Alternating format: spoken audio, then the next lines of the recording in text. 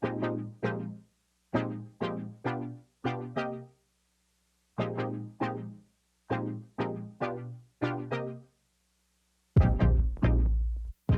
Robbie, thanks so much for being here with us today. Sure. We're going to spend some time talking about confidence, and as a coach, I can only imagine that that's really important with your players, and I'd just love to hear from your perspective why confidence is such an important part of being a successful athlete. Right.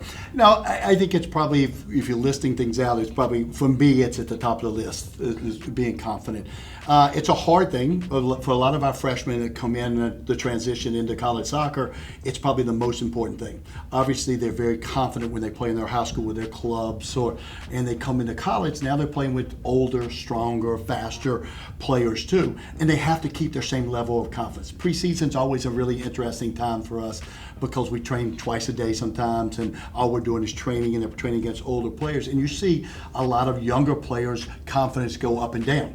And the ones that really make an impact early in their college career is because they still believe in themselves. Yeah. And I think that's so important. You have to believe in yourself. You have to be confident in yourself. You got to understand what gets you to this level. And even when you have bad practices, you've got to be able to do that. And I think one of the most important things is preparation. Yeah. Have you prepared yourself during the summer for a preseason practice at any sport?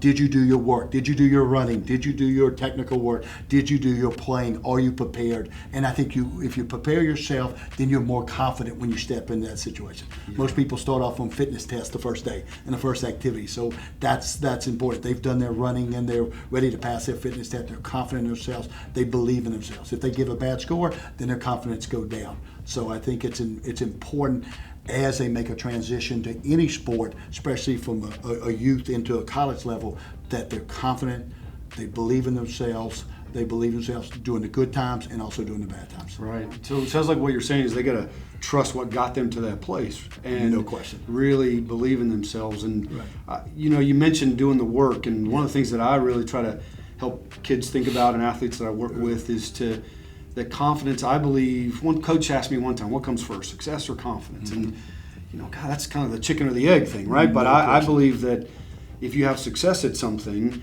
then you can build your confidence. And so I think part of success comes from knowing that you're prepared, and that if you go and do 15 minutes extra a couple of days a week before or after training, you're going to feel a little more confident, just like if you were to take an exam in school. For sure. If you know you did a little bit of extra work, not that you and I always did that probably going for school piece. Let's not go back to that schoolwork. Okay. But if they really do that, then they're going to feel more confident.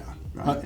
I agree, and I think the key part is that the 15 minutes, the 20 minutes. This is we're not talking about working for hours and hours, but we're talking about good, active, quality time of working on their game. What is their strength of their games? What is their weakness of the game? How can they get better at their weaknesses? How can they be more confident in this too? And I think a lot of that also goes into their confidence stays with their focus. Can they focus during the whole time? Can they have a task? They have a duty. Can they stay focused during that time, which in return will keep them a very confident player? Yeah. And would you agree that focus is something that they have control over, right? They have control over that, but sometimes they lose their focus and they're focusing on all the negative things that are going on or how badly they're playing, and that can affect their confidence. So when we say focus, we want to be focused on the right things, on the positive things, on connecting with their teammates and those kind of things. And I think focus has to really be developed over the time. It's not something that comes really natural. If you could, if we train and we try to cut our trainings down to an hour and 15 minutes, so we keep it a reasonable time that these players can focus on these activities during that time too. And I think if we can give them a reasonable time, they can focus, they can concentrate. They work hard, they become successful. Now they're confident and they're ready to move on to the next day and the next training and to conquer the next task that's out there for us. So it sounds like you're saying that they got to trust what got them there. For sure. They need to do the extra work, knowing they're prepared. I like that last little piece that you talked about from a coaching perspective.